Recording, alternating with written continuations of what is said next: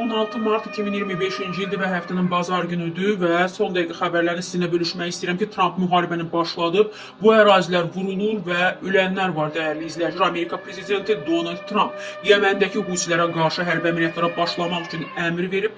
TV Musavat xarici mediaya istinadən xəbər verir ki, o Husilərin Amerika gəmilərinə hücumlarını və bölgədəki dəniz ticarətinə mənfi təsirlərini əsas gətirərək Amerika ordusuna Husilərə qarşı qətiyyətli və güclü hərbi əməliyyatlara başlamağı tapşırıb. Trump Husilərə müraciət edərək deyib ki, vaxtınız bitdi, hücumlarınız bugündən etibarən dayanmalıdır. Əks halda isə daha əvvəl heç görmədiyiniz şəkildə üzərinizə cəhənnəm yağacaq. O həmçinin İranın Husilərə verdiyi dəstəyi dərhal dayandırmağa çağırıb və Amerika xalqını və prezidentini təhdid etməmələri barədə isə xəbərdarlıq edib. Husilərlə bağlı, Husilərə bağlı Əl-Məsirə televiziyasının məlumatına görə Səda şəhərinin şimalına Amerika və İngiltərə ordusu tərəfindən hava hücumu həyata keçirilib və bu hücum nəticəsində 15 mülki şəxs həyatını itirib. Hücumda ölənlərin ümumi sayı 24-ə yüksəlib, ən azı 23 nəfər isə yaralanıb, dəyərli izləyicilər. Trump hal-hazırda Yəmənə zərbələri izləyir. Ağ Ev tərəfindən bu barədə məlumat yayılıb.